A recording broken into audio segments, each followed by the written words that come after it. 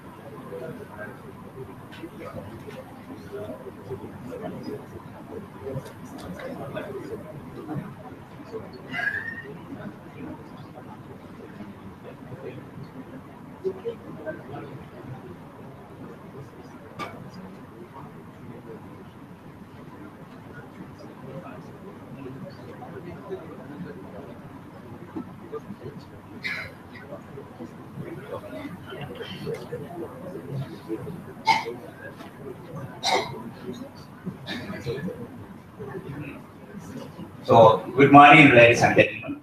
Our speakers and guests from Civil Service College and Comsec Foundation. Now we are going to commence our conference sessions. The first session is Emerging Challenge of Public Sector Leadership. So this conference, most of you know, the scheduled program participants, you know the details of the program. But just I'll give you a few understanding about the what type of program is it. I think overall understanding you got from the morning session in the inauguration session. This was originated by the concept based on the concept from the Prime Minister and the MOU signed by the Prime Minister and the Singapore government in year 2016. So then after that, there were a number of sessions. They had a number of sessions with the key the partners of this particular program. Finally, the program was named as Capacity Building for Service Excellence. So this program consists of number of modules. The few modules are conducted by Civil Service College, Singapore. The other modules will be conducted by SREDA as local modules in Sri Lanka. One module already completed there in Singapore. Then after that, another module we conducted as SREDA as project management. Then the second module of the Civil Service College, last week we completed for one group, and the next week we are going to conduct for the second group. Then this is another one part of the overall program. This is called Public Service Conference. So in addition to the 70 participants, we have invited other senior public servants from the different ministries and departments to participate in this particular conference, because it is very useful for the whole public officers. So therefore, considering all these things and initially decided, we made a theme of this particular conference, Emerging Challenge of Public Sector Leadership, Effective Public Service Delivery through E-Government, and Leading High Performance Teams. So these are the areas what we are going to cover during the day. And first sessions, Emerging Challenge for Public Sector Leadership. So this session will be conducted by Mr. Khoo Boon Hui, the retired Chief Commissioner of Police, Singapore, and board member of Temasek Foundation International. So let me introduce the resource person for the session. Mr. Khoo has more than 30 years of police experience, as well as recognized expertise in organizational management. He began his career in the Singapore Police Force in 1977. After a short stint in the Singapore Armed Forces and was its commissioner from 1997 to 2010. He also served as president of Interpol from 2008 to 2012. After his stint in the police, Mr. Koo was appointed the senior deputy secretary to the Ministry of Home Affairs from 2010 to 2014. He concurrently assumed the appointment of director of the Institute of Leadership and Organizational Development, Civil Service College in 2013. Upon his retirement from the government, Mr. Koo was appointed the senior advisor and subsequently senior fellow of the Ministry of Home Affairs in contract, which ended in 2016. He remains the senior fellow of the Civil Service College and the Home Team Academy. Mr. Koo obtained his Bachelor of Arts, Engineering and Engineering Science and Economics from Oxford University in 1976, and his Master in Public Administration from the Kennedy Schools of Government, Harvard, in 1982. He attended the Advanced Management Program and Wharton in 2002 and has received numerous international honors and local awards.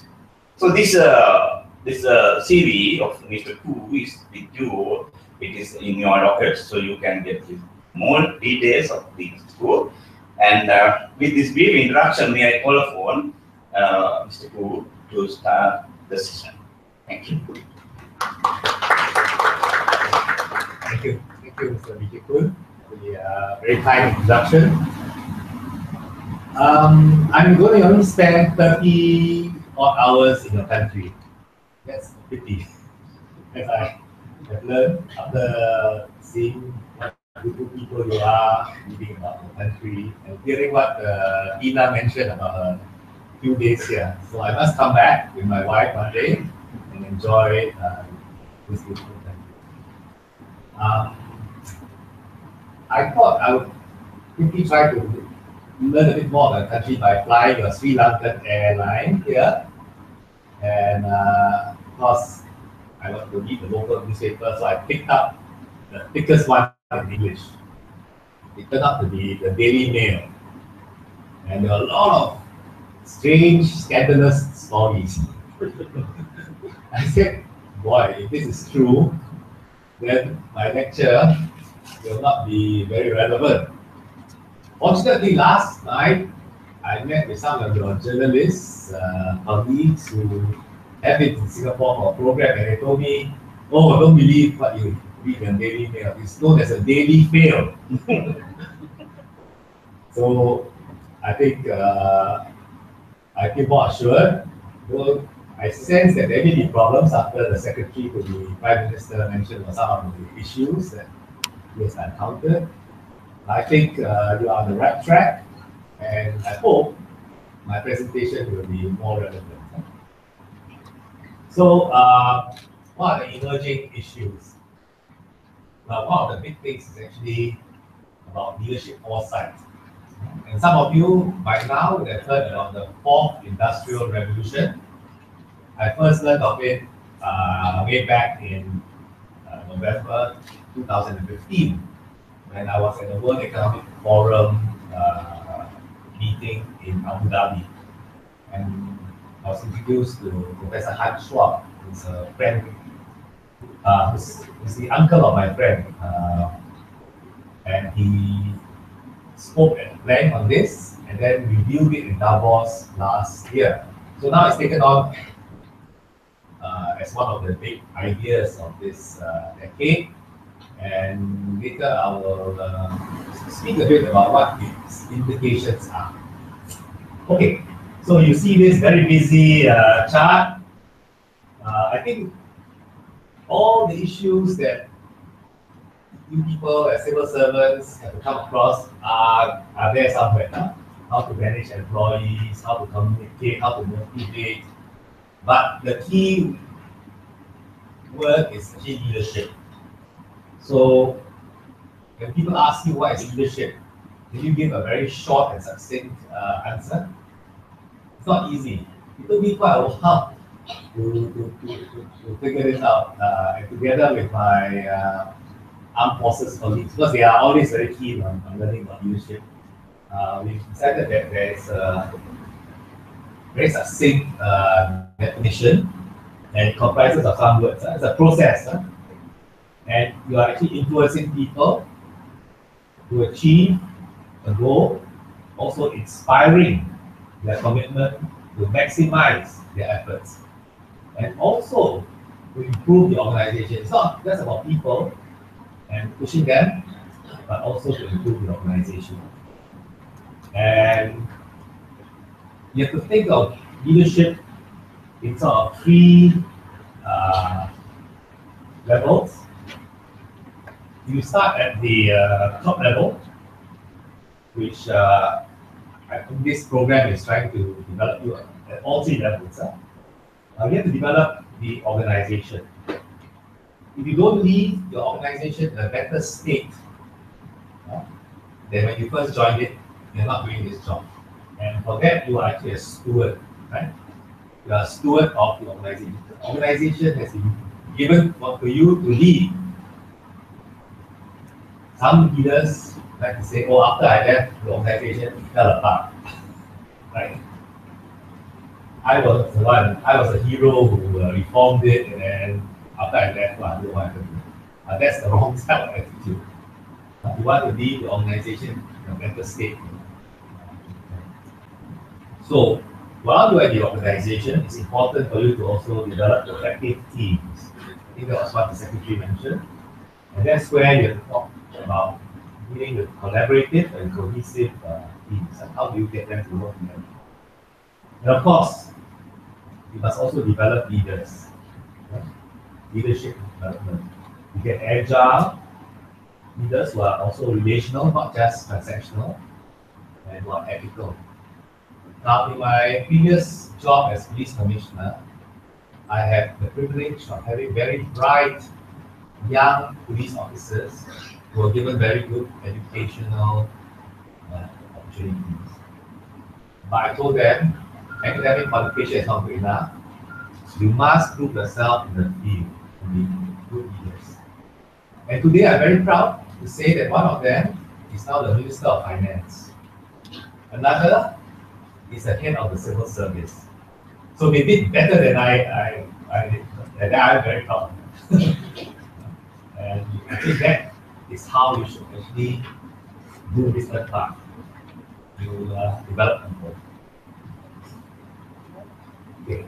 We now come to this issue, change. It's quite clear the Prime Minister wants change, right? But change, there's so much uncertainty. There's so much complexity. I know these are the constants. Let me test you.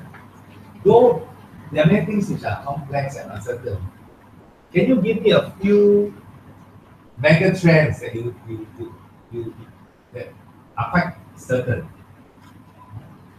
Things that you know are going to come and will affect your lives as well as the lives of your fellow Sri Lankans and the rest of the world.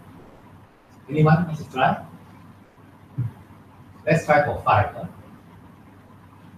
Definitely going to change our lives and which we have prepared.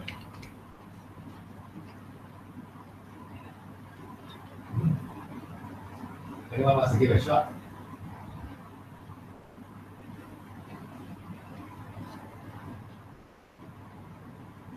What about climate change? Not everyone believes it, but I think we all know that's happening, right? It's not about global warming. Climate change, yes, the world is getting warmer, but that's okay, it's not too bad. It is global weirding. It's more dangerous. What is global weirding? We are finding all sorts of new records set, right? The strongest hurricane in how many years?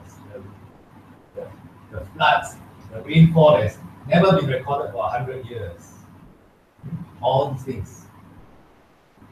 Climate change is going to cause a lot of destructions.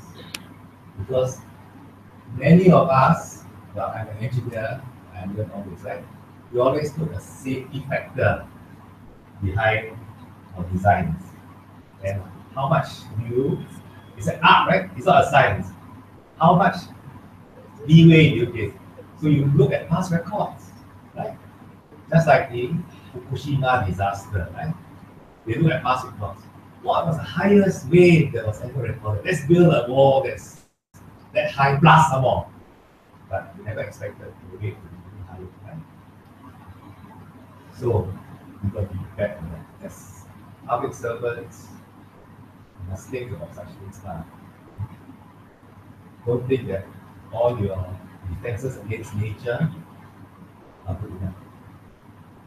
Okay, someone else, come on. What other trends? Yes, please. Inflation rate. Well, actually we have not had. Now they're talking about having more inflation. Previously, the economists are worried about inflation, right? But today the world is in a state where there's very little inflation. Yes, that's one of the issues, but I think that can be controlled. Okay, what else? Cyber. Okay, cyber attacks. Yes, I think it relates to something bigger. If 20 years ago, why are you worried about cyber attacks? What is that? What has happened to the world that cyber attacks have become so critical? By the way, I'm on the Global Commission for the Stability of Cyberspace, which is actually quite an impossible job because people can't agree what is cyberspace. Does it include just the internet, or does it include the information that comes with the internet? And some people still don't believe that we can ever agree on what are the norms of behavior for states. Okay, why is it that cyber security is so important today? Because our lives depend a lot on the internet. And why is that? Because today we are living in an age of hyper connectivity, right? Someone maybe out in the province can have access to the same information as you in your office. In fact, probably he has more information today than your president had 10 years ago, right? Because of hyper connectivity. Okay, so that's another trend, and that's what I'm going to talk about. Okay, other trends. You may name two of the ones.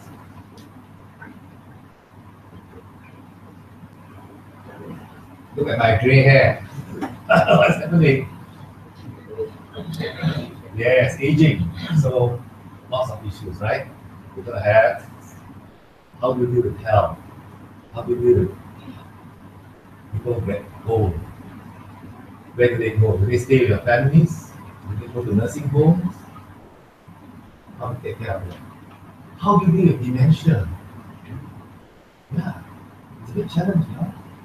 More and more people will forget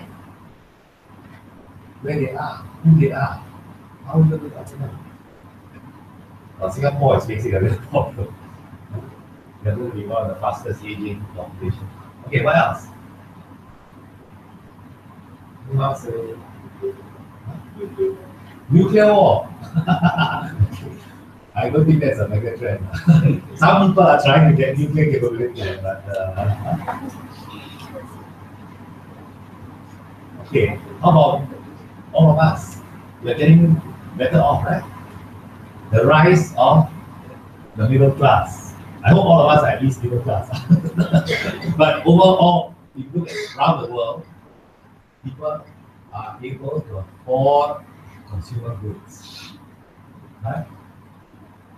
And what does that imply? It implies that there will be a big competition for natural resources, for water, for energy. These are all very, very great challenges, right? Just imagine what China is doing. It knows its middle class is good. It knows that it's got to provide energy, water, food. That's why it's got a lot of deals, right? All around the world. I don't know, it's Sri Lanka, what have they taken from you? What deal have they signed in Africa, you know? Now Saudi Arabia, Aramco, China is offering 5%. Don't this, don't need to do this. I pay you for 5% of the company. What else you want? oil supply, right? There are many implications. That day I met the person in charge of BMW in ASEAN region.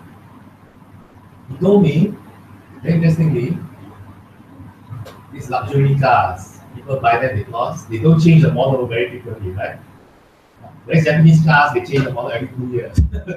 German cars, maybe every 6 years.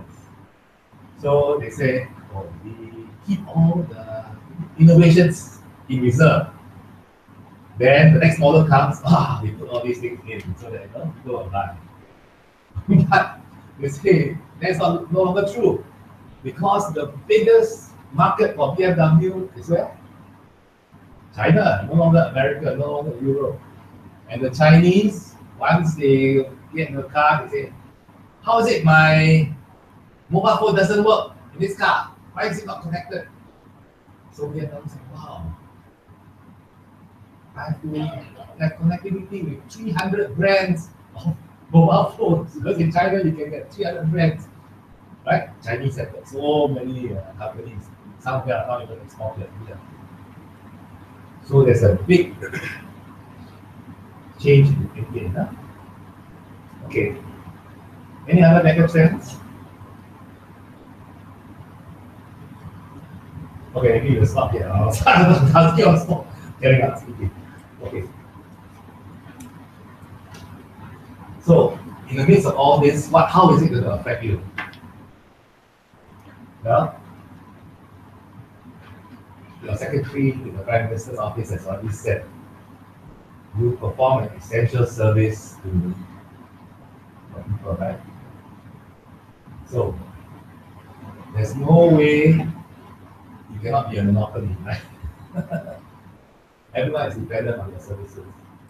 You cannot say, sorry, I go out of business because someone has a better way of doing it. Let the private company take over. Right? We know companies today, if they cannot sustain, they cannot transform, bankrupt. Someone else takes over. Right? But the government can't do that. Can you? Maybe you can, I'm not sure. Maybe there'll be a revolution. Different way of organizing. So you better make sure you're able to transform organization. Because if you just keep on going, what happens? The services will not match expectations, which is the exact message, secretary, right? But also you gotta pay attention to the resilience, because change is coming fast. And there'll be some things that are going to happen which may require you people to build resilience within the community to deal with these changes. Okay. All right, what's this fourth industrial revolution? Some people don't even realize we are in the fourth industrial revolution. Because if you look at it, okay, first one, 1784, right? The steam, mechanical production, first industrial revolution, the steam engine, things, factories and stuff. Then we have electricity, mass production, 1870. A lot of consumer goods to people. So transform from agricultural to industrial, and then to consumerism. Then 1969, the computer, electronics, internet. In fact, we are now getting the full benefits after almost 50 years. So what's the fourth industrial revolution? What's next? Okay, later I'll reveal this. Can barriers between man and machine really dissolve? That means, are we becoming more robotic or are machines becoming more human? That's the question. What's the implication? Okay, so anyway, this founder of Salesforce who has paid a lot of money, we all have the notes, right? So then, okay. There are phenomenal opportunities, but serious societal challenges. With every success, it will affect the way the society operates. So you have to be careful, because can get beyond the control of the creators. Facebook, the creators, what are they doing? They're just doing a social thing for their college friends, right? Today, it's billions of dollars. It has even affected the US elections, right? Because now they have to admit that the Russians just spent a few $100,000 US and managed to change the future of the US, maybe of the world.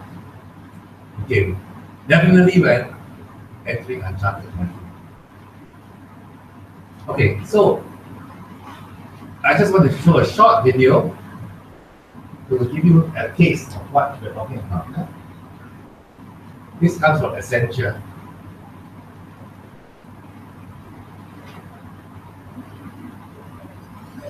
Over the last century, we've transitioned to an online world with billions of viewpoints. Not just from our governments and businesses, but from each and every one of us. Today, we need technology for the people, technology that works with us, designed to amplify our voices, our hopes, and our ambitions. Sophisticated AI will make interfaces simpler and smarter, replacing cumbersome tools and working with people to fulfill their true priorities. Technology will adapt based on how we want to interact. People will choose the direction and technology will teach itself to follow.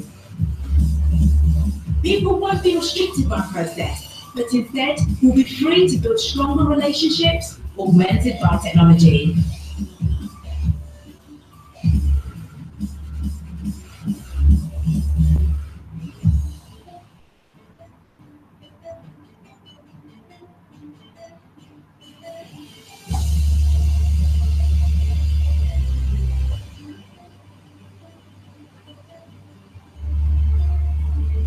We've done our research on the future.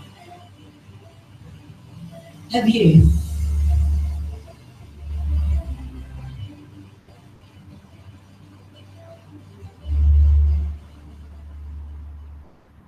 Okay, so you see the word amplify. So in the future, everything that you want to do can be amplified by technology. Now, the report, it's just actually an introduction to the report. The report can be found here. I think later on you can go back and download. And they have, every year they come out with a report about the trends. It's interesting reading. You can think about what's coming up in the future. Okay, so what is happening here? There's a lot of digital work that's going on. The digital customer that you have to face. Behavioral changes. Look at some of these photos. These are real photos, right? This is the Boston bombing. People are taking selfies. Firemen, instead of fighting the fire, they're taking selfies first. And people are, this is in Melbourne, where people are doing this, right? So they have to have all these lights and say, hey, there's a traffic light, there's a road there, you better stop, or else we walk right into the car. So these are changes of behavior. I don't know whether it's already changed in Sri Lanka. I'm sure you will come across some of these things.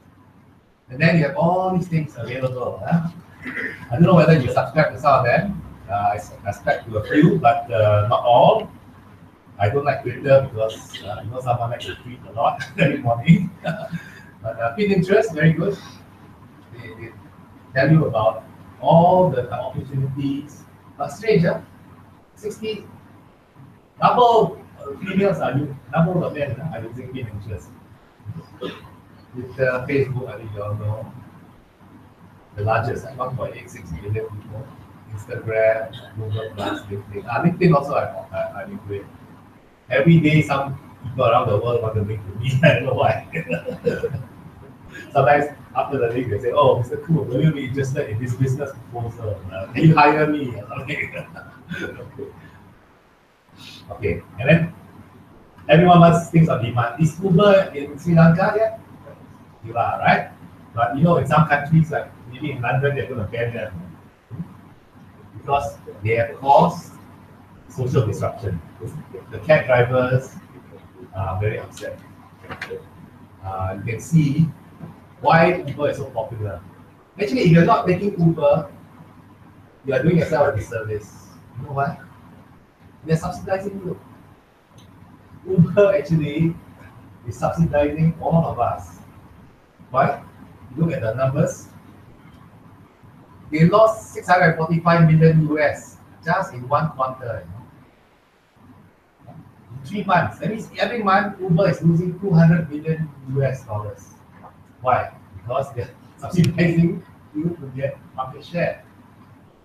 And they were very happy because it was less than 9%, less by 9% from the first quarter, and better than the previous quarter. But you look at the figures. The revenue is 6.5 billion. They lost 2.8 billion last year, and yet they are valued at $70 billion. It's a valuation game. They're trying to get more customers. I don't know, maybe the fairy tale will end. I'm not sure. Now you find all sorts of things wrong with the company, right? The way they treated women, the way they done things, CEO as a need. But these things are going to come to your country and they're going to make an impact. Right? There will be many or more of these people who are going to come, driven by the fourth industrial revolution, the end of the third industrial revolution. Okay. Digital business. People are thinking all the time, what next? What do you want to do? So you have all these new models, right? Uber is the world's largest taxi company, but doesn't own many taxis. Right? Airbnb provides the most accommodation. Is that in Sri Lanka also? Airbnb? No. There is. Maybe it's illegal. Like in Singapore, it's one of those things that it's in a gray area because you're not supposed to rent a room out to strangers unless you are licensed as a hotel, right? But how does a regulator deal with it? Maybe you just let them in, observe for some time, and see whether things are going okay, and then you may want to legislate it. Maybe you let people try without frightening them off. That's in Singapore's attitude. Then they amend the law to adjust. Same for Uber, that's what we do. We all now use WhatsApp, WeChat, or Skype, right? Bypassing the telecoms. Especially for me now, in Sri Lanka, I don't want to be paying roaming rates at very high prices. I use WeChat or use WhatsApp, call my friends and family. Then Alibaba owns no inventory, but it's the worst, most valuable retailer.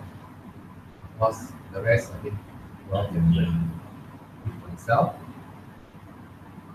And how did Airbnb start? Just some college kids who, during a big conference in San Francisco, realized that there were no rooms available.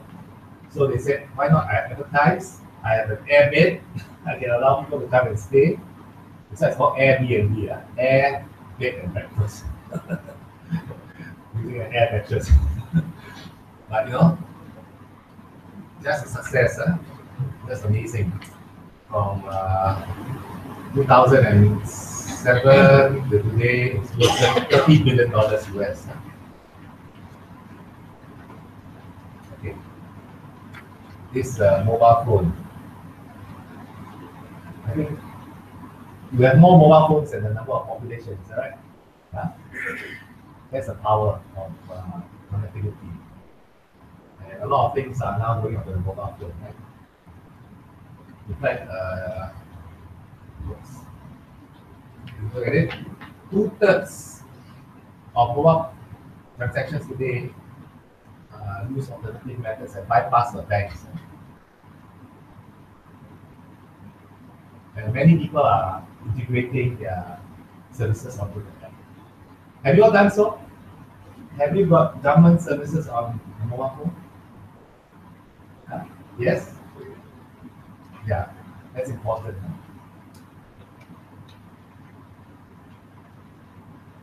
Okay, so in Singapore, a few years ago, we were thinking of how to integrate communication between the public and the government. Because each department will say, okay, I have my own app. So the Prime Minister say, hey, why not just have one app? So that no matter who, because sometimes you don't know, who should you complain to? Or who should you send this problem to? Right? Like the secretary said, one lady, the disaster, so send the thing to the wrong, even if in government, you may send the thing to the wrong department. Right? So we just have a simple app called One Service. And then when you open the app, it has things like, okay, you want to view animals, pests, roads, footpaths, drinking water, drains, cleanliness, trees, construction sites, or others. So sometimes you see a problem, just click there. You can even take a photo. You can tell them where it is. If you take a photo, the photo will have your geolocation, so they will know straight away where you are. But sometimes you don't have a photo, you just give the location, and then you send it up. The reply will come to you, it's been dealt with. Then the back end, of course, it will send to the partners to review. Because in Singapore, we follow the British system. The one that owns the land deals with the problem. So sometimes when you see something at the roadside, you think it's the roads department, right? But actually no, it's a drainage reserve. So it's the drainage department's job to deal with that problem. Because it's a reserve. I think you might have the same problem, right? A lot of boundary management, right? They're arguing here. But you know, if this works, then you have less need to have civil servants going around to check, right? Because the public, when they're walking along the path and they see something, a pothole or a light that's not working, they will say, okay, it's so convenient, I'll just send to the department. Send to this website. Then they are telling you where the problems are. You don't have to send an inspector to walk around or drive around the country to do all these things. Okay. Now, I'm going to show you a video of what's happening in China. Because if you don't think fast enough, someone else will be doing it. And they will leapfrog you, and then they'll come to your country and overwhelm you. So here's another video, which is done by the British about what it's like in China.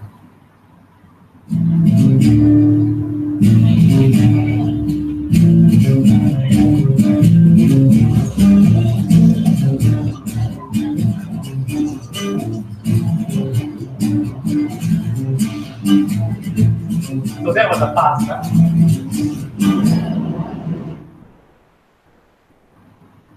So my friend in the UK the other day was telling me about contactless cards. She was like, wow, all we have to do is just tap it on and we pay for whatever. And I was like, you use cards?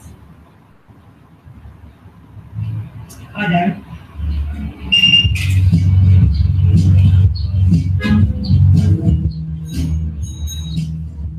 So that's in the morning, amazing. Breakfast, you can buy everything here just with a mobile phone. By scanning each of these things here.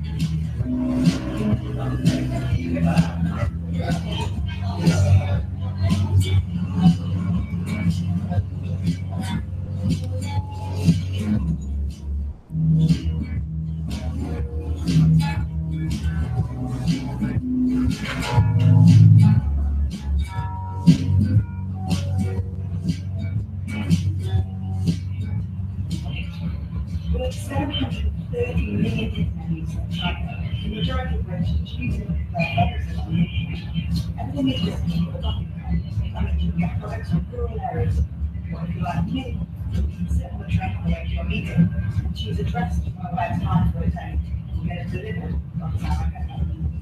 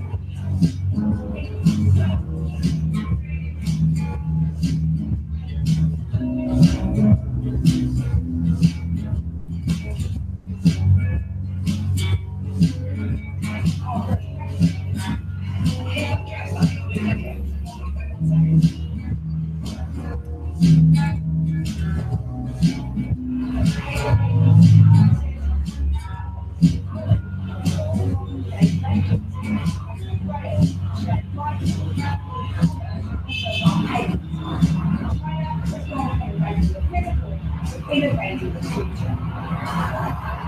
With 10 million shared bicycles, 2,500 company rail lines, not to mention the 15,000 new business entities that are being established every single day here in this country. China is speeding into this future.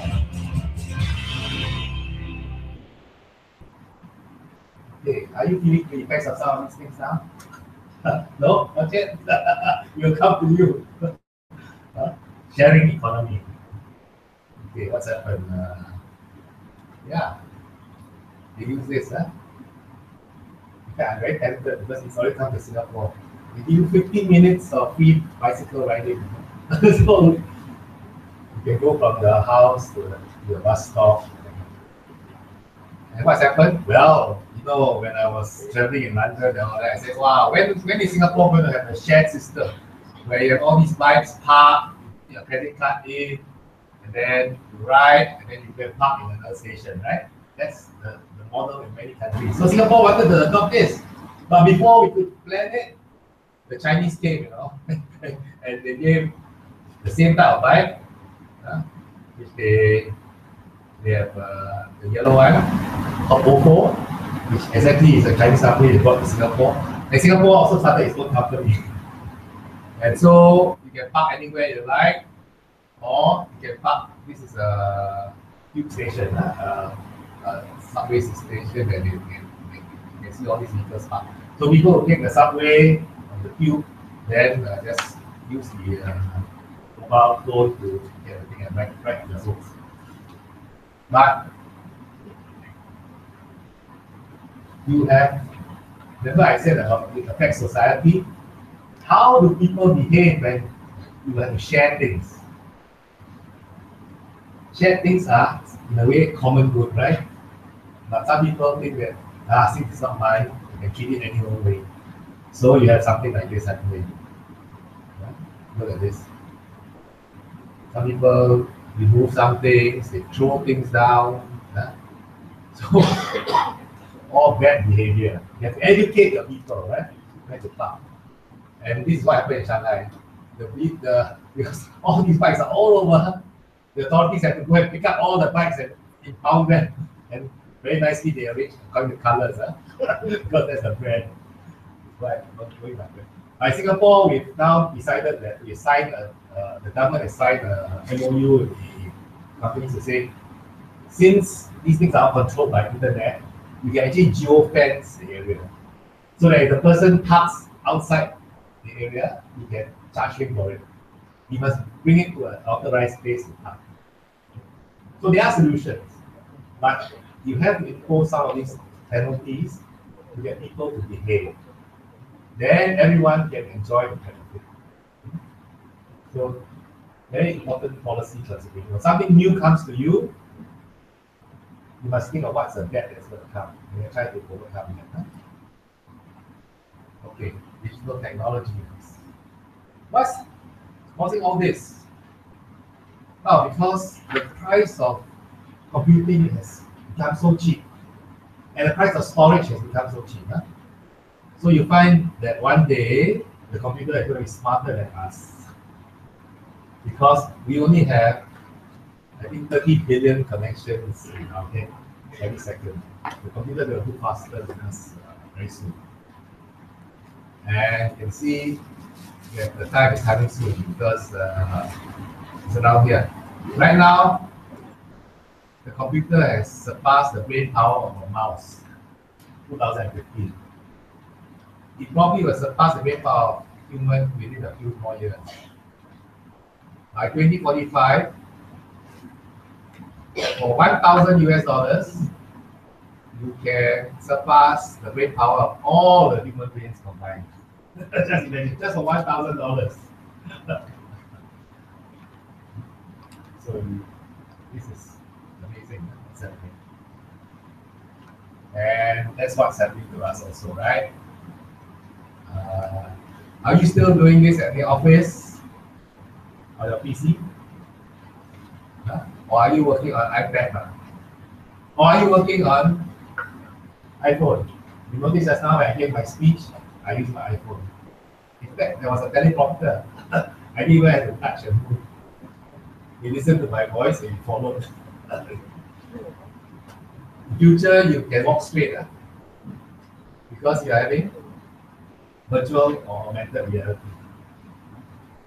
In fact, now some of you have any of you been to a police control room where you have big screens and people working on computers and all that? Very impressive, right? All this people like to show off their police force and all that. But in future, all that will be available on this. Yeah. The commander just has to wear this and then he can see what's happening on the ground because all these things are being fed to him. And all he knows where his resources are and where are the incident sites. So now we are already working towards having this. It's good because I had to operate on cervical because I was doing this. And this. In future, it can work standing straight up. Good for your neck. Okay. By next time, like this is Singapore's plan. We have all our strategic projects up. Important to have national digital identity. I think India is already ahead, right? Estonia, some of these countries. But you see, for us to go through this, I think it will take another 5 years. E-payments. You all have got it ready? We have the QR code ready? I'm not sure. Do you have it? Now China already has it. Singapore just trying out. They are a bit slow because the banks want to retain money. When you open up economy, some people will suffer, some people will benefit. Banks have a lot of power. So we said, oh, we're not going to release this, to allow any Alipay or PayPal to come in and take our business away from us. Then we have a sensor. We are going to put sensors everywhere. On lampposts, even can tell you the dustbin when should it be removed, the rubbish, because it's not up. Floods, all these are all sensors are useful for these sort of things. And of course, urban mobility. Mobility is very important. I know, because when I came from the airport, it took me 3.5 hours to fly to the country. It took me 1.5 hours from the airport to the hotel. Mobility is very important. That's why in China, productivity. Can you imagine? From Beijing to Suzhou, used to be a 10-hour train ride. I've done it before. Now 3 hours. The time saved. And then on the train, you can do work. You can even buy things, right? So that is something that you have to think through. How are you doing it? Why should people be caught in a traffic jam and not be able to do anything except curse at the traffic, right? You should be able to think about it. Okay. Well, there's a lot of work being done in Sri Lanka. I picked this up on the internet. I see that there are companies which are trying to find out how people are traveling from 9 to 10 a.m. in the morning. Do you know this? I guess that's Colombo. this is Colombo, and then these are all people who are the density of people who are traveling. And the red ones are where very dense. And this is the number of calls in the country. Artificial intelligence, that's something that's going to affect all of us. It's a bunch of things which are maybe a bit strange to you: deep learning, machine learning systems, analytics, prescriptive, natural language. But I'll show you a video that will better explain this. This comes from Microsoft. How can artificial intelligence help people?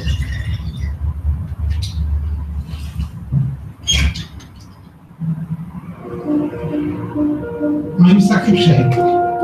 I lost my sight when I was 7, and shortly after that I went to a school for the blind. And that's where I was introduced to talking computers, and that really opened up a whole new world of opportunities. I joined Microsoft 10 years ago as a software engineer. I love making things which improve people's lives. And one of the things I've always dreamt of since I was at university was this idea of something that could tell you at any moment what's going on around you. I think it's a man jumping in the air doing a trick on a skateboard. I teamed up with like-minded engineers to make an app which lets you know who and what is around you. It's based on top of the Microsoft Intelligence APIs, which makes it so much easier to make this kind of thing. The app runs on smartphones, but also on the Pivot Head smart glasses. When you're talking to a bigger group, sometimes you can talk and there's no response, and you think, is everyone listening really well, or are they half asleep? And you never know. I see two faces. 40-year-old man with a beard looking surprised. 20-year-old woman looking happy. The app can describe the general age and gender of the people around me and what their emotions are, which is incredible. One of the things that's most useful about the app is the ability to read out text. Hello, good afternoon. Here's your menu. Great, thank you. I can use the app on my phone to take a picture of the menu, and it's going to guide me on how to take that correct photo. Move camera to the bottom right and away from the document. And then it'll recognize the text. Read me the headings. I see appetizers, salads, paninis, pizzas, pastas. Years ago, this was science fiction. I never thought it would be something that you could actually do. But artificial intelligence is improving at an ever faster rate. And I'm really excited to see where we can take this. As engineers, we're always standing on the shoulders of giants, building on top of what went before. And in this case, we've taken years of research from Microsoft Research to pull this off. I think it's a young girl throwing an orange frisbee in the park. For me, it's about taking that far-off dream and building it one step at a time. I think this is just the beginning. Okay, just imagine. A blind man can observe things which we with sight may not observe. We probably take for granted whether the fellow is smiling or sleeping or yeah. But if you can do such things for blind people, just think what it can do for normal people. That's what we are going to deal with. Okay. All sorts of things are coming up. So drones. I went to Dubai. They said that there was a drone taxi. I asked them, is it ready? I want to try. But they said, not yet. It's still on trial. So, if some people are frightened of sitting in a car that's being driven on its own, imagine flying where there's no pilot. But Dubai wants to do it. Yeah, because it's where it can be very productive. In Singapore, we are having trials already. Some of you were there, where we have an area where it's autonomous taxi. Okay, I got go a bit faster. I think I'm running out of time. Sorry. Maybe since we started early, I can spend a bit more time. Is it all right? Yeah. Okay. All right. Okay. Smart buildings. Have you all seen all this? Have you seen these 3 devices in anyone's home, or you know what they are? Apple, Google, Amazon. Any idea what they are? Okay, they are actually speakers with microphones inside, which are listening all the time, and they are connected to the internet.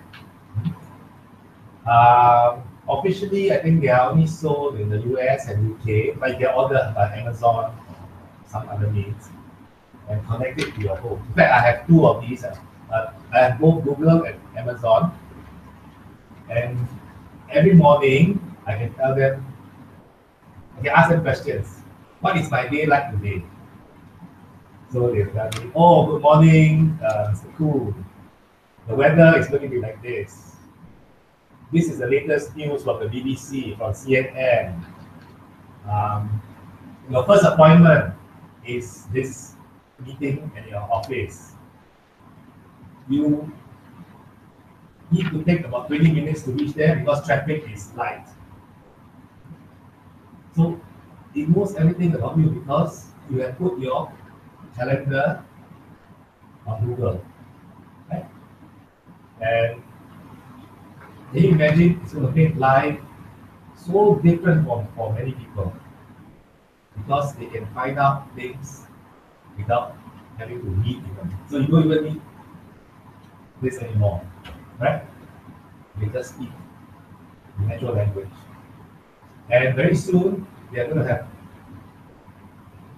on the earpiece, and you can even translate the language. So you can have this together with that, and then I can't speak Sinhalese, so I just say something, and it will translate here, and then you say something, and then it will translate that to me. I think one day the age of being able to speak to each other in different languages will come very soon because of all these things that are going on, and they're using artificial intelligence to teach the machines. With Amazon, you can even order things. You can just say, I want to order this. Then it will tell you, oh, this is a repeat order, do you want this? Or you can say, there's a better product here on sale. You can one order that. So things are going to change for the lives of many people. Remember what I said on the middle class? I think they're going to price all these products to be able to meet the demand that's coming. Okay. Software, very important. So what's digital? It has a lot of implications of what leadership is, because if you think of the way we thought about power and authority. Previously, we thought of authority and power like currency, right? You accumulate power, you hold it, you keep it so that you can use it. But the new power today is like current, it flows, it surges. Things get done when suddenly there's a great enthusiasm of energy in the organization. Speed is the. So here you can see for yourself, I think I will run a bit faster. Have a few now, many, there's not governance. Like what the secretary said, people are going to find out if you do something wrong, right? No more skeletons in the cupboard, right? One day it will be all discovered. And then you don't come from top down, but upwards. You're going to get ideas from the people. No more commanding, but sharing, collaboration, participation. You need to be transparent. All these things are happening. Internet, access to information, affect the way you operate. So you have to think for yourself. Are you a boss or a leader? Do you control or do you trust? For you guys, it's all going to be in this area, right?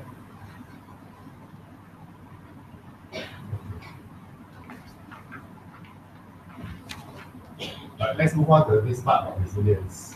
You all have heard about black swans, right? Those events are so rare that they're catastrophic. But there are also black elephants. They are rare. Everyone knows about it, but no one wants to talk about it. It's like Brexit, right? Brexit. Now you see the whole of the UK government is absorbed by Brexit. It cannot have enough energy to do other things. Even the political system now is caught up with it. Can you think of the UK government doing things in the field of innovation in the next few years? No, most of the people are caught in Brexit, but yet they never really thought through the whole problem. They thought a simple referendum would solve things. Okay, and of course, must think of the unknown threats. What are the cascading consequences, like the Fukushima, right? It was a tidal wave which led to flooding of the nuclear plant, which led to failure of electrical power, which led to water not being pumped into the nuclear fuel rods, causing it to heat up, causing it to melt down. You know, it's one after another. People didn't think through that this cascading thing.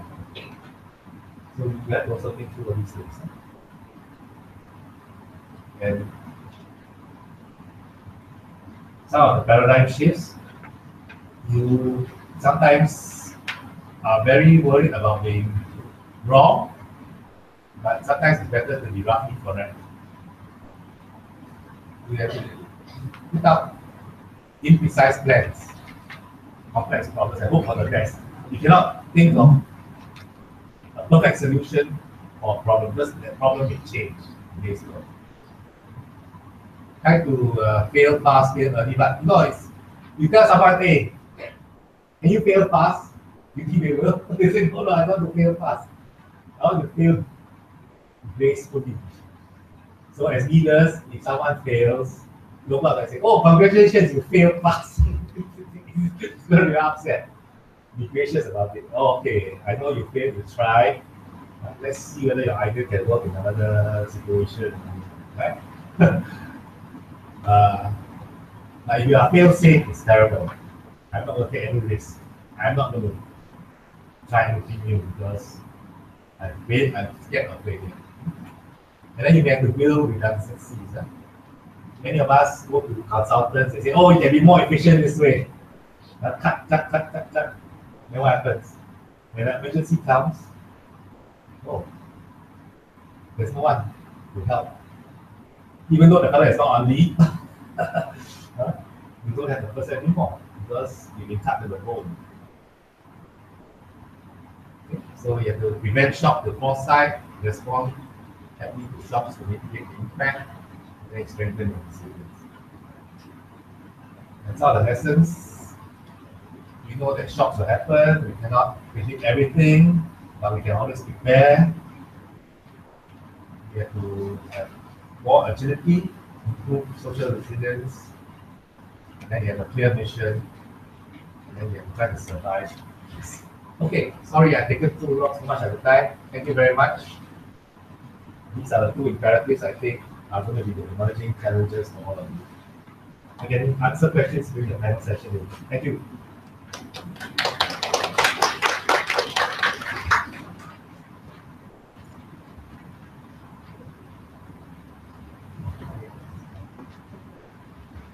So, thank you, Mr. Hu, for delivering the first session of the conference. So, Mr. Hu especially covers the emerging challenge of public sector leadership. He basically covers the major issues in the area related to the leadership and building leadership's capabilities, leadership development and leader development, change, complexity and uncertainty. So navigating the next industrial revolutions and that type of areas it covers, and finally just show a few things about behavioral changes. So those are the very important part for the, especially with regards to leadership. And also the rethinking of efficiency and effectiveness. So you listen to the whole session. So you may have some questions to clarify or any other aspects or any comments on this particular aspects. So please take a few minutes and ask your questions. So Dr. Ms. Wu will address your questions.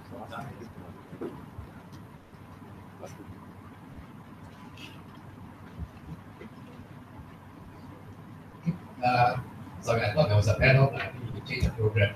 Any questions that you want to bring up? Most happy to answer them.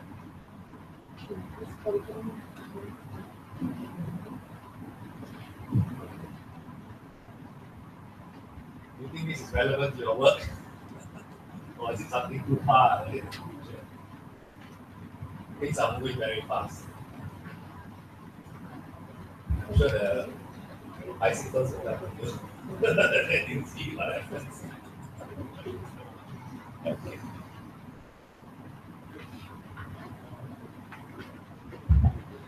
So I think if you don't have questions for this moment, so you may have questions, so you can ask questions later. So then we will go for the next session. So our next speaker is Ashok Kumar. So Mr. Ashok Kumar, I think it's not new to you. I think he has come several times to Srida, and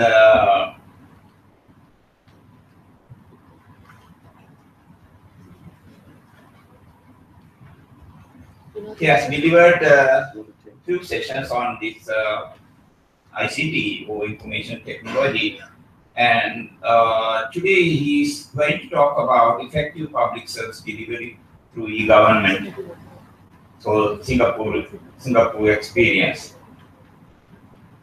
So Mr. Ashok Kumar now is the Center Director, Singapore E-Government Leadership Center, National University of Singapore. Let me introduce him for the conference session. So Mr. Ashok Kumar has over 35 years of ICT experience that spans across government and private sector organizations in Asia, with a rich perspective of both as an Chief Technology Manager and Program Director. His domain of expertise and experience is on digital government transformation, public service design and innovation, citizen engagement, and smart city. He is responsible for design, development, and delivery of capacity development programs in the digital government, leadership, and transformation domains, and has been actively engaged with public service officers in Sri Lanka, India, Bangladesh, and Asian countries. He's a member of expert group of United Nations e-government ranking in 193 member countries. So with this brief introduction, may I call upon Mr. Ashok Kumar to take this second session of the conference. Thank you. Thank you very much.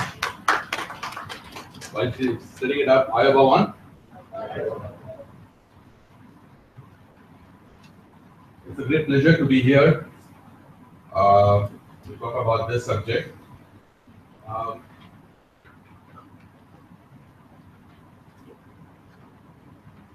I'm going to divide this into a few sections. Don't look so worried. I know I stand between you and lunch, so I'll try to make it fast. All right? Very quickly about the Leadership Center. The Leadership Center is a part of National University of Singapore, which consistently ranks #1 for the last few years. And at the Leadership Center, we focus in these 4 areas: the public service innovation, digital government transformation, citizen engagement, because end of the day, whatever you do, it is for your citizens. And Singapore aspires to be the first smart nation in the world. We do a lot of capacity building around that as well. And to date, we have trained officers from 133 countries, over 5,000 officers. And that 5,000, the number, significant amount is contributed by officers from the public service in Sri Lanka. All right? So with that, I know, going to keep you awake. Lunchtime. So short story. Are you okay? All right. Singapore is small, and there's a small typical neighborhood in the northwestern part of Singapore. Right? Now this is a story about a young child. His name is Aditya. Right? He is born to an Indian father, a Chinese wife, typical middle-class family. Right? At the age of about 6 years, between 5 to 6 years, his parents noticed, obviously as with other children, they are obsessed with the computer games. And then the parents observed that he is particularly good at chess.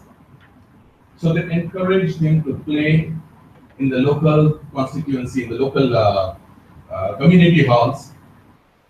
And very shy boy. And slowly he developed confidence. And when people recognized that, when his parents recognized, when the community members recognized this, they suggested, why don't you get him a proper coach? Right? They went around looking for a coach. They found a compatible one all the way back in Trichy, India. He was that coach was a grandmaster himself, elderly, but he could not move out of his house because his kidneys has failed. Because of the infection, he doesn't go out at all. Right? Just for dialysis, he goes, comes back. And to cut the long story short, the coach from India coached this guy in Singapore, and Aditya was, at the age of 8, the youngest member of Singapore squad in the Youth Championship 2016, and is continuing to excel in this particular game of chess. Right? Quick summary: a boy in Singapore, a coach in Trichy, ignited by his own passion and interest, powered by people who observed him, empowered by a digital mechanism. Outcome? He's heading towards championship. This is the world that we are moving into. The possibilities are immense. While this is, and obviously he is a citizen of Singapore, government also encourages youth to develop. But more importantly, digital world opens up a lot of possibilities, and therefore, as public service officers, the next few slides, let's examine how we can leverage on this. So welcome to the digital world. Most of us, maybe there are some of you here, most of us have learned alphabets like this, yes? Yeah? Your sons and daughters, nieces and nephews, grandchildren, they learn things differently. No longer using this, they use this. All right? Don't look so worried if you do not know some of those explanation. It was new for me as well. All right? So this is where the kids learn. This is how the kids learn. I'm sure when you got your smartphone, you got your grandchild or a nephew or a niece or your own children to configure it for you. Right?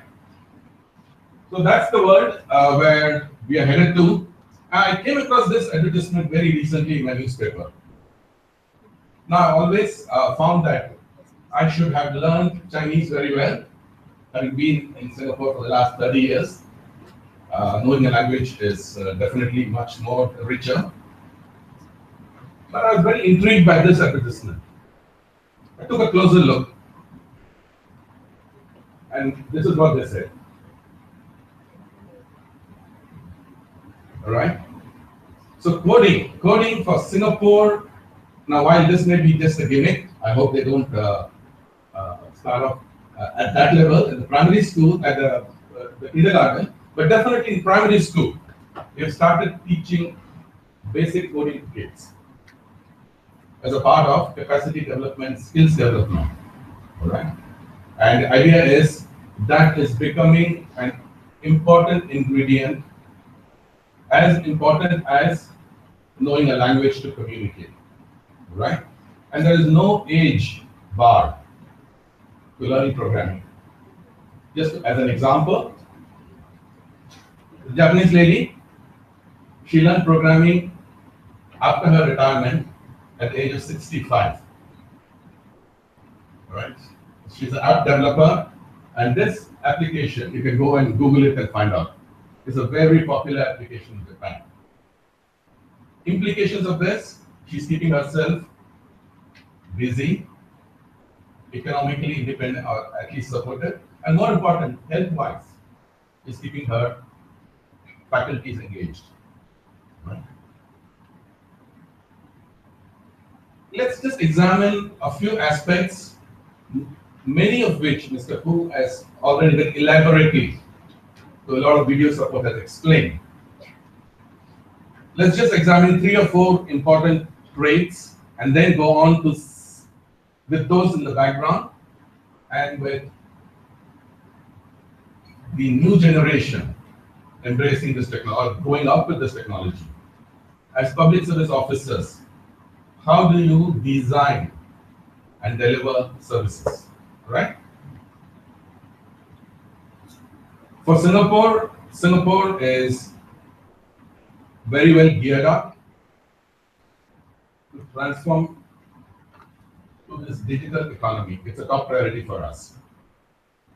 And Mr. Hu already highlighted our answer to becoming ready is a smart nation, which is very clearly laid out what we want, where is the gap, and how are we going to accomplish that. Right? You can Google Infocom Media 2025. It's a fairly detailed public document. And we strive towards being first smart nation in the world. So let's examine a few traits connected. Right? A recent newspaper, this I had prepared for your May session, which had to be postponed. This is what the statistic shows. 12-year-old spends about 6.5 hours daily. Right? And if you look at some of the other elements, they have 77% of the 12-year-olds have social media, use social media apps. Device ownership, they own mobile phones, right? So they're very well connected, very well informed. Don't think, this is in Singapore. Right? Sri Lanka, it doesn't happen. Don't think that, right? It's actually already into Sri Lanka, right? Statistics show that your mobile penetration is 126%, right? Individuals own more than one mobile, all right? So that wave is already happening, whether you like it or not, and Sri Lanka is no exception. Added to this mix is called Internet of Things. Very small devices that are connected to the internet world and can communicate very specific data. With that connectivity, with more devices, and just take a look. In 4 years from now, 3 years from now, the numbers are hitting 50 billion of such devices. Or it could exceed that as well, right? So what does it mean? All of this generates huge amounts of data. There are lots of applications, a lot of ability to embed these IoTs into your systems, whether it is railway train, or your auto, or your car, or your washing machine, or your fridge. More importantly, all of this is generating huge amounts of data, right? Your social media. If you just close your eyes for a second and imagine every 60 seconds, every minute, huge amounts of transactions are happening. Right? It's a tsunami of data that is available, being generated. The question is, how do you want, as policy makers, how do you want to capitalize on this data? What you will do, and what governments have done, is this concept of open data. All right, data that the government has opened up to the public, who can consume it. A lot of applications can be built on that data, and also collaborate with your citizens. Right? I will, as a case study, we will talk about transportation a little bit. Right? But there's a whole lot of information, including health, where this open data is becoming a norm, a necessity as well. So for Singapore, as a part of Smart Nation initiative, we do have this initiative of open data, where a lot of information is being opened up. Mr. Coos very vividly spoke about this industrial revolution, and he went through those 4 stages.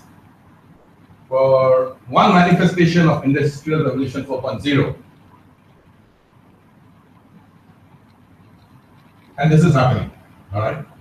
And there are a lot of jobs which are going to be replaced by machine, right?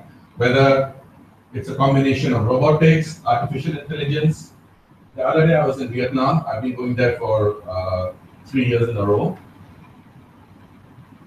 And there's one beautiful temple in the park, and that's a must for me, so I always go there.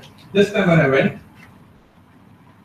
instead of 4 people cutting the grass, it was the same Vietnamese hat, but there was only one guy who was using a motorized one cutting the grass.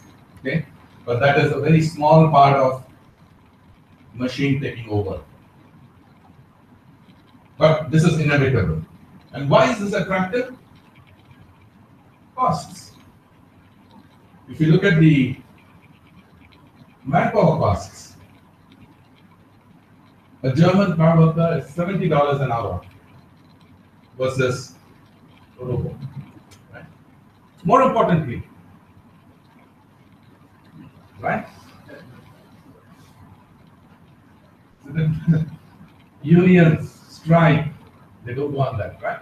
So there are advantages, and that's why corporations will employ these, more so in Sri Lanka, right? Because they want to overcome some of these uncertainties. But as policy, so what does it mean for policymakers such as yourselves? We've got to think about how to regulate it, right? Labor laws. You might have to regulate, say, okay, you can use robots, but there are certain places where you cannot use robots. One such example would be childcare. Absolute no-no. Right? And so on and so forth. So you need to think about it. And there is this concept of artificial intelligence tax. Have you heard about it? AI tax? Yeah? No? And of all the people in the world, Mr. Bill Gates has suggested AI tax. He was the one who had this vision in the 80s, putting a computer on each desk. All right. With this tsunami of automation, he is suggesting companies which use this level of automation should pay tax, which can be used for capacity building for human beings. All right. And this is being seriously considered by the US government as well. All right. So the whole paradigm is changing. The whole concept of taxation, the modes of doing businesses, they're completely changing. These are some of the terminologies which keep coming up: deep learning, robotization, dematerialization. The dematerialization. You no longer require paper. You're moving away from material part of it. Everything is slowly getting to the electronic part. Movie tickets. You need to get the movie tickets. You can book the movie tickets online, right? So when you go to the movie hall, what do? You just show your mobile barcode or whatever, right? That is dematerialization. A lot of things. Airplane tickets, a whole lot. And my vision is I don't need to have any ID card on me because I am a biometrics. Why do I need another document? That is one extreme. Think about it. We did engineering in Bangladesh, and in order to apply for pension, you are a pension, right? Do you need to apply for a pension? Yeah. Question is, why do you need to apply for pension? Doesn't the government know? You spent 35 years, 40 years of your life, precious life, right? Working for the government, right? And now they come and ask you, give me your educational certificate. Hey, when you recruited me, you didn't have my educational certificate, right? And where in the world will I have an education certificate which is 40 years old? Think about it, all right? So the expectations are changing. So I've given you some definitions for these terminologies, which is in your notes. You can take a look at it. This is a new one, gig economy. Gig economy is something who people who are self-employed using applications, mobile applications and others to get work. Uber and Ola Taxi or Uber is a very good example of this. That is the, I don't know. All right. This is more on the global Infocom kind of terminology. All right. Of course, gig is your database, your data size as well, right? So that's a terminology point to capture the new mode of business operations, right? And the autonomous vehicles. All right, but as all of this is going through, there are people looming in the dark, right? Cyber threat is real and very important. There's a whole lot of issues around cyber threat, which is to do with a lot of hacking, and this constitutes the social engineering, human aspect, and that leads to a lot of issues like money laundering and a whole lot of other things. Right? I'm sure you are aware of this, which happened in sometime in May, on the 15th of May, which kind of crippled a large part of business operations around the globe. Right? So the more connected you are, the more vulnerable you are. Right? Of course, for Singapore, and Mr. Ku sits in some of these boards as well, So there is a comprehensive plan to look at these other threats, right? So with this as a backdrop, right, I thought I'll spend the next few minutes just talking about how will you use technology to deliver services to your citizens, all right? Let's just take a look at health. Mr. Ku alluded to this. Singapore has a problem. Second fastest aging society in Asia. Just to give you a perspective, 2030, which is not far away, by 2030, 1 in every 4 will be a senior citizen, right? So therefore, what do we do? How can we use technology to, and then while this is happening, the resources to support them, right? We have a crunch on that as well. So what do we do?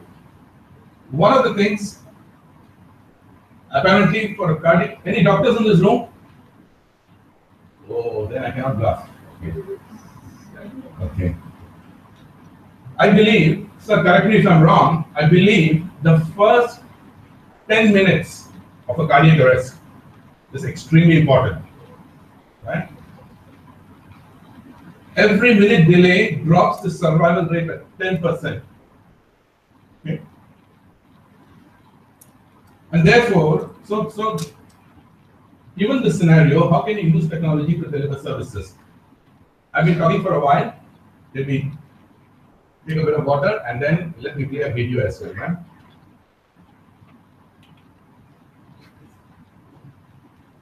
So just help you play.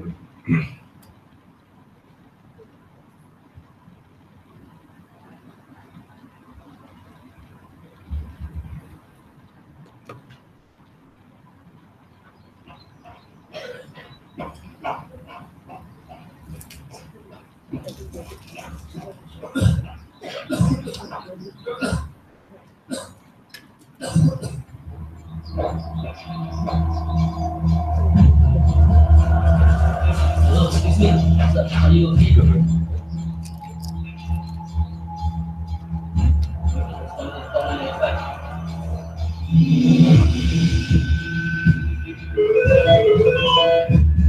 Chronic is identified. Okay, there is unconscious male, not breathing, okay? Okay, I will send the ambulance down right away. Okay, now I will guide you with the CPR procedures. Alright, are you ready? Let's begin. 1 and 2 and 3 and 4 and 5 and 1 and 2 and 3 and 4 and 10 and 1.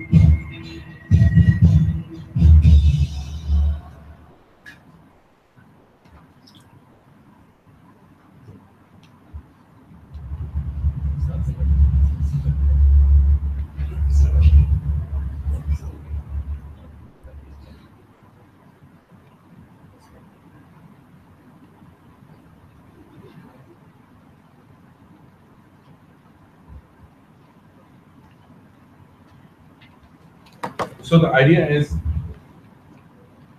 if this happens, what we use is the geolocation of where the event happens.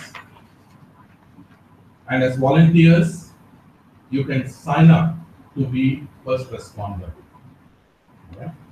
So once you sign up, your phone number is registered. And if you are in the vicinity of that incident, 400 meters within the vicinity, it will alert you. You can come and quickly give the CPR to them. Right? It will also tell you, based on the geolocation, here is the victim and here is the AED equipment. So go grab the equipment, come. So ladies and gentlemen, using technologies to deliver goes far beyond just providing your necessary obligations. It's about saving lives. And you can really exploit and leverage technology to do that. Another one. So in Singapore, we have this resource crunch. So every time we found that our hospitals are always overcrowded, the emergency, accident emergency especially, overcrowded. So the initial reaction was build some more hospitals. As we did that, we found that we cannot continue to do this because we have limited land space. More importantly, we have limited resources. So in fact, our institute was engaged to do a study as to what is happening, what are the solutions. When we did the study, we found out that a lot of people who come to accident and emergency are actually, they are in a serious condition. But about 60 to 65% of the people who come there are actually known to the hospital, which means they have been outpatients before. Okay, so what is happening? What is happening is we looked at the categories of those people. Majority of them fell into two categories. First, elderly population. Second, children below 5, below 7. And the reason was the doctors have prescribed the medicine. They fail to take the medicines regularly. Elderly forget, and children are left under the care of maid at home or even school. The teachers are told, hey, make sure my child needs this medicine, give it to him or her. Sometimes the teacher forgets because teacher is looking at a lot of kids, right? In either of the two cases, when it builds up, you will end up in an emergency situation, right? So one of the solutions which is being experimented right now is to use this medical dispenser. I believe this has been commercialized already in Singapore now. Right? What do? We use two simple rings. It looks like a simple ring, but this is the Internet of Things, which can communicate to Internet, which can communicate to your mobile network. All right. So what happens is you can program this to say the medicine should be dispensed at 8 o'clock in the morning, 2 o'clock in the afternoon, and maybe 8 o'clock in the evening. If the medicine is not dispensed, it can alert the mobile phones of the parents or the next relatives. Over the last 2 years, we have found this to be very effective, very simple device. On the market, it should not cost you more than maybe $15, $20. But imagine the impact that it has on you as public service officers wanting to deliver services with limited resources. You can optimize very well. The possibilities open up, right? Now, next question you might ask is, Mr. Kumar, you're assuming once it's dispensed, they will take the medicine, all right? What if they throw away the medicine? The deliberate attempts, I can't do anything, right? But we are not far away. We are not far away. We are not far away. There is new technology called nanotechnology, right? Which can, as a part of a bloodstream, it actually does a lot of scientific or a lot of diagnostic, health diagnostic. That's being tested out under controlled environment. And once that happens, you can be sure that the medicine will be consumed. Right? But we are going there step by step. Right? I notice traffic lights. I notice zebra crossing. Right? I'm not too sure whether I saw the green man. Do you have green man flashing? Do you have that? Right? Okay. So Singapore, what we do is, senior citizens have a card, right? Which, when you tap on that, there's a light pole, right? When you press the button for the green one, you tap on that. If you're a senior citizen and the system recognizes that, you get additional few minutes to cross the road. How can you use technology to better service your people? One example, right? And we have implemented this in about 239 road crossings. We have about almost 1,000, 850 in the next year and a half. All of those will be equipped with it. So this is how we can deliver meaningful services. And Mr. Koo spoke about this already, right? With this era of people not looking up at all, right? Road safety is an issue for us. So this is a concept that is being experimented and will soon find its way. Right? I believe in Boston, while you're walking, reading your mobile is an offense. So you can be booked for it. So while you can have those punitive measures and discourage people from not doing that, but road safety, use technology, right? Of course, on the medical thing, there is a lot of this we have launched April 12th, telemedicine, but there are the restriction is first consultation has to be face to face. All right. After the first consultation, subsequent ones you can have a video conference, and this is very important for people, elderly people again. Why elderly? I wouldn't like to go there and wait. The problem is if you go there with a simple cough and cold, and you're waiting in the clinic together with other 20 people, right? You contract much more serious problems, and we have had very tragic consequences, right? Elderly have gone and waited in the hospital, and they contracted some other virus, and they passed away. Right? So so technology offers a very good solution to that. Again, especially the elderly, where you have to do physiotherapy. Physiotherapy just requires you to make sure you do your exercises properly.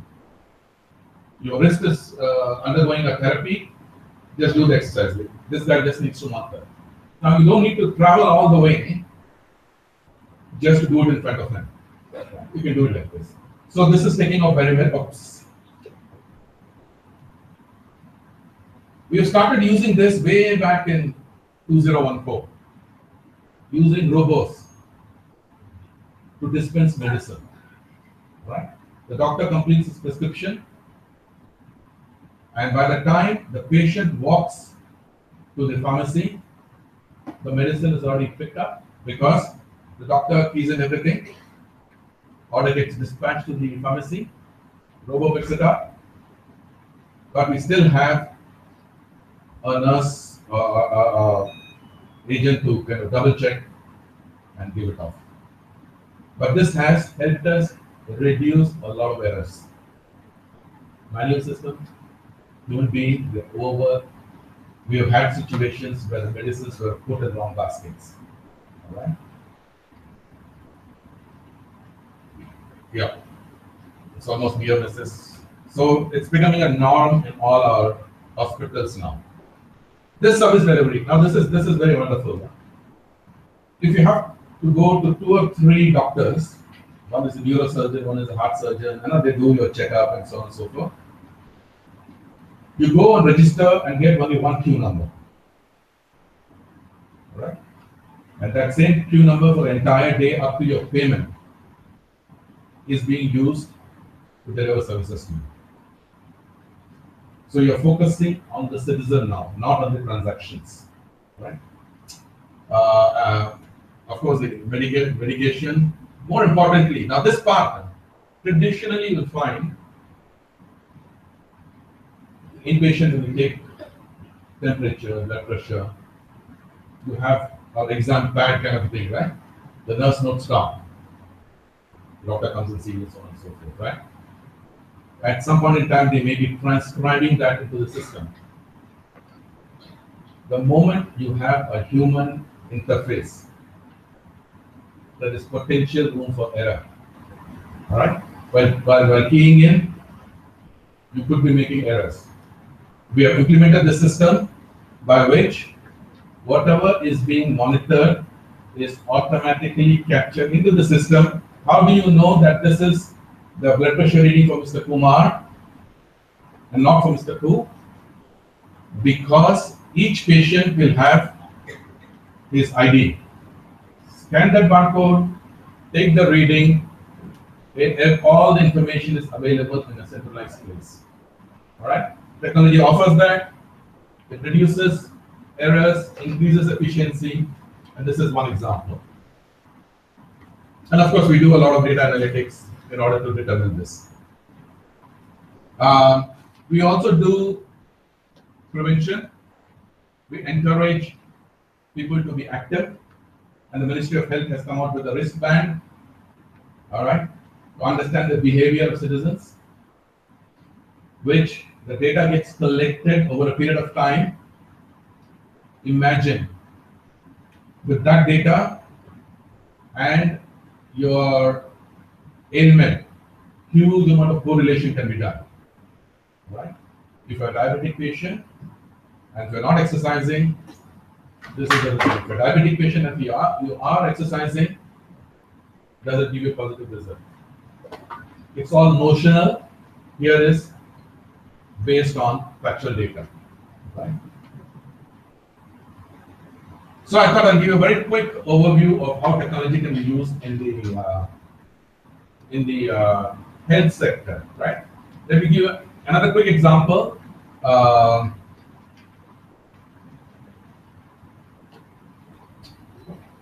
the transport sector, right? Quickly, private car ownership is a sin. It's bad, very bad,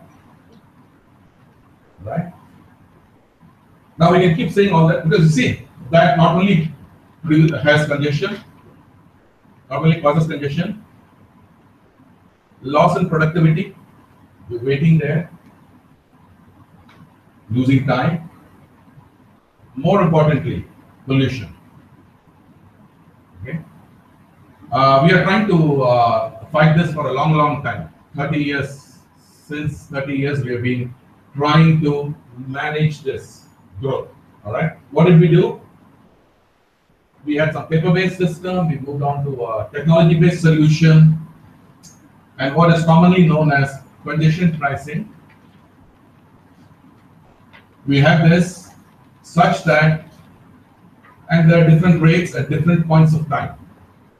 Right? You would have seen, some of you who visited Singapore would have seen this. Idea is to have a toll which is based on the size of the traffic. Has helped us quite a bit, not enough. All right. The point is, one of the other things that we must, as public service officers, do is to look at the entire ecosystem. You cannot keep telling your citizens, do not use cars, do not have private vehicle ownership, levy a lot of fees on that. That's a punitive measure. But are you providing public transport which is efficient for them to use? Right? So as policymakers, as planners, you need to look at various parts of the ecosystem in order to provide good service to your citizens. All right. Okay, just on the technology part, as we move from this infrastructure, in about 3 years' time, there are going to be 2 satellites monitoring the entire of Singapore. We don't need this physical infrastructure. That will determine the condition pricing and administer those condition pricing. right? Parking, for example. If you park in an area, it needs to be charged. Satellite knows it, it knows your vehicle number, charge your current. So today there are multiple systems for parking, multiple systems for transport management. All of them will merge. So that's where we are headed to. With so much amount of data, right? Traditionally, the transport system, the bus services, right, are determined by your bus companies or transport authorities or transport corporations. They say, I think people from this area are coming into Colombo. We must have a bus service here, right? And nobody actually reviews that on a very regular basis. This is a new service, which is the service is based on data from the people. People can say, so there are enough number of people, the size of the vehicle will change, right? So start from a smaller vehicle and then move to larger vehicles. Right? So this service is a classic example of how data can be used. How do you engage your citizens? Demand-driven data management and service delivery. Right? So that is what is happening. You can Google this, find out more about it. And of course, Mr. Cook also spoke about this. Uber was trying to do this autonomous car to be the world's first to do it. We beat them to it by 1 week. Right? So we deployed this on 25th of August and last year. And September 1st week, Google tried this taxi, driverless taxi in US, somewhere in the US. Right? So this is what is happening in terms of transportation. We are likely to use this not necessarily for taxis or cars now, more for public transport. Right? Because we have dedicated lanes for public transport, it's easier to manage and then move to autonomous cars and taxis. Hopefully, there are not many out there, right? And therefore, we can manage them. A whole lot, and I'm sure Mr. Koo will be quite familiar with this. This is part of this department which deals with the traffic conditions and the speeding violations. We used to have a lot of places, there are 3 banks out there. I just need to deposit that check. All right. So on the roadside, I just park the car there and quickly deposit the check and come back. A year ago, I was almost about to do that. I said something looks funny about the environment. And thank God, I noticed that there was this camera pointing right at me. All right. So if I had gone off for more than a couple of minutes, this would have taken that image and prosecuted me for illegal parking. So an efficient method of delivering enforcement as opposed to the previous one where the inspector had to go around checking and so on and so forth. Right? Some of those examples. Again, data, whole lot of data generated out of the transport system. The transport authority uses it. Travelers use it because they know when the bus is coming, how long is the wait, what is the most optimum route. The bus operator, because they can anticipate variations, adapt to the demand, and improve passenger satisfaction. Right? So this data will be your prime asset as it gets generated, but more importantly, how do you make use of it? Again, Mr. Koo had already spoken about this. The whole idea is go back to your basics. Biking is becoming very popular, but how do you integrate technology and make it easier to adopt? Design. Let me just spend a minute on design. What do you notice about this? What is this, first of all? Bus stop. All right. So what about this bus stop? What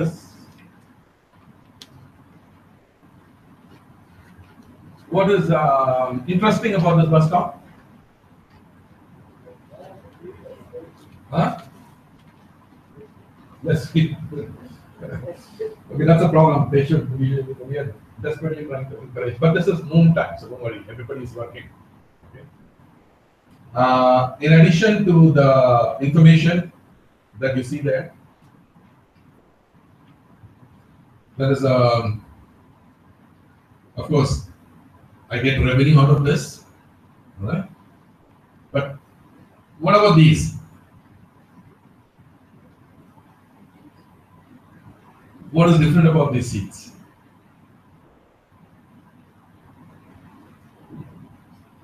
Right? See, you spend similar amount of money, right? But you will normally find seats like this, right? As if in a school, you're just sitting down there, right? You just tilt it, helping the passengers to wait for the bus, at the same time, look in the direction of the bus which is coming in. All right? So you don't have to crane your neck and look at the bus, which bus number is coming. By slightly changing your design or thinking about citizens or consumers, with the same amount of money that you spend, you can create the design much better to make it useful. So think about it. To me, design is extremely important. All right. Well, another quick example. Everybody has a remote control at home. How many buttons on the remote control? How many? No, I didn't. Many. Okay. Let's say the numerical is about 10 and shall we say about 15 to 18? Right? Let's say 18. 18 is a good number. How many do you use? How many buttons do you use? So if you leave the design to an engineer, he will come up with a remote control. Okay? But if I want to design something for my senior citizens, he will say, yeah, but I need to know if the citizen is feeling unwell, then he or she can press this button. If it is bleeding, then this button. If it is this, then this button. So that at the back end, I can send the right help to the patient. All right? When you're feeling sick, you do not, the patient doesn't have time to think through and navigate the buttons. All that the patient requires is one panic button. Correct? Services to be delivered to the citizens need to be deliberately designed. Right? Only then it becomes effective. Right? So with that, let me summarize. 3 important things to take away: data, service design. Why are you doing all of this? For your citizens. Citizen focus. All right? The 3 important things. And the expectations of the citizen. The next generation will not look at paper-based things at all. Expectation is this digital by default. Right? Consistent. In fact, Mr. Cool, even at Oxford, they're going to do away with handwritten examination. Right? Why? For 2 reasons. The handwriting is becoming so poor now. Right? People, professors cannot read it. So they actually call students back to say, okay, tell me what were you trying to say. Right? So, and they're moving to now, okay, get your computer in. But you cannot cheat now. I will geofence this, no internet access. Right? Type in your answers. So that is the expectation as the generations move forward. Digital by default, consistency in service delivery. We're talking about your secretary spoke about the number of visits, right? Quality of your service. That is going to be very sensitive. Your folks, all the citizens around the world, this generation, they are very tolerant. Next generation, very impatient. Right? And the most important thing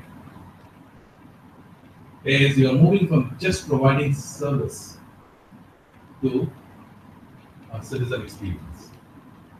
Right? And frankly, citizen does not care what your constitution says. He respects constitution. She respects constitution. But don't use that as a reason to say, I am giving it to another department. They don't care how you're organized. Right? So if you don't take care of your citizens are going to migrate and you lose talent. All right? So with that, ladies and gentlemen, thank you very much for your attention. Appreciate your patience. Thank you.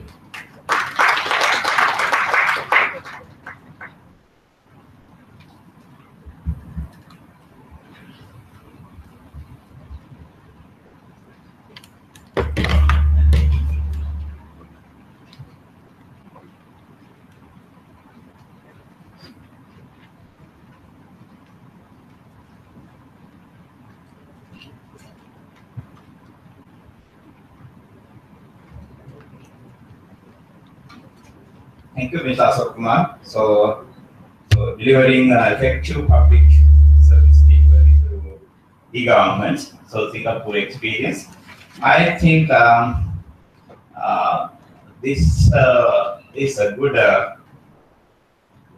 session for us to get more things for the capacity development and also to apply these matters what he discussed overall throughout the session for our future planning, thinking about different designs and different new aspects of e-government, so we can think about this in future development of our country and also the development of the service. So then we thought to have a separate question and answer session after completing all 3 sessions. So then you can make your questions and you can ask your questions. Please write your questions from each sessions, and we will have those questions.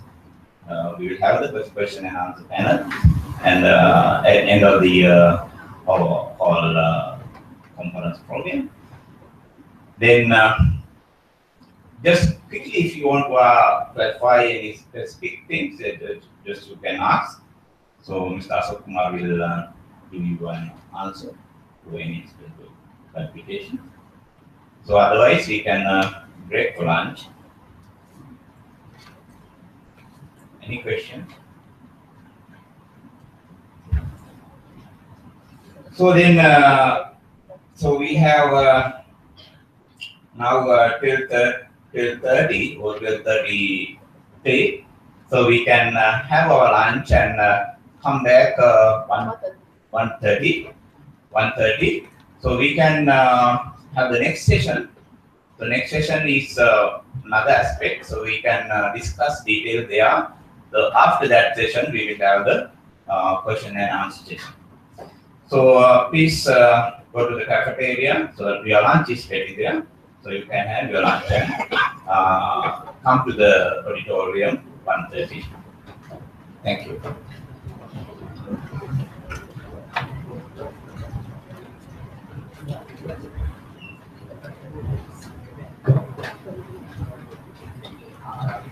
So, what changes to you? So, okay, he's confirmed coming.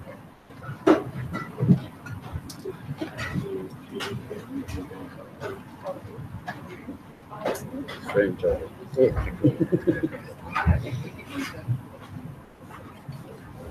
Hospital to use all this, right? You didn't realize. The work back and back. So recently I've gone back to government hospital. I'm now in the polyclinic. It's so good. Better than all these private ones. I find it. So this is much better. But good and good. Yeah, a lot of focus as well. The right thing. It's very, very good. In fact, I found that even because there's quite efficient, now the time in which to sign actually could be like a doctor in US, right? you spend more time not explaining, understanding. Where last time it's all about, because no time, you see the queue is like crazy. That was good. I got more out of them actually than from my GP. Absolutely.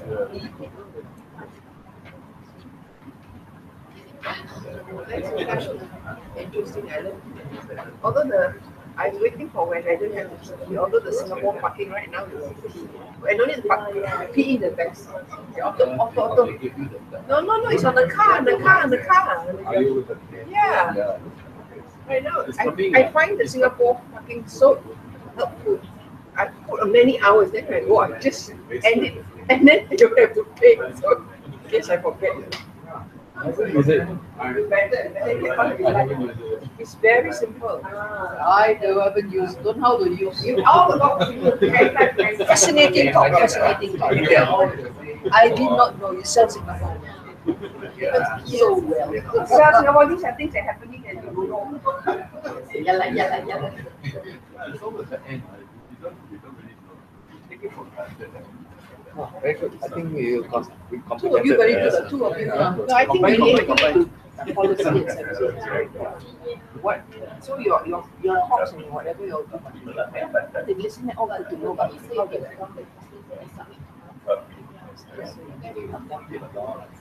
have them exact policy and services. That's right.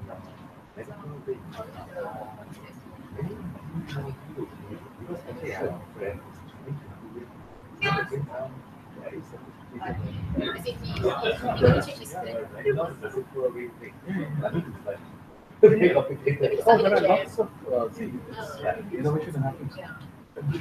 Yeah. And this is the one that's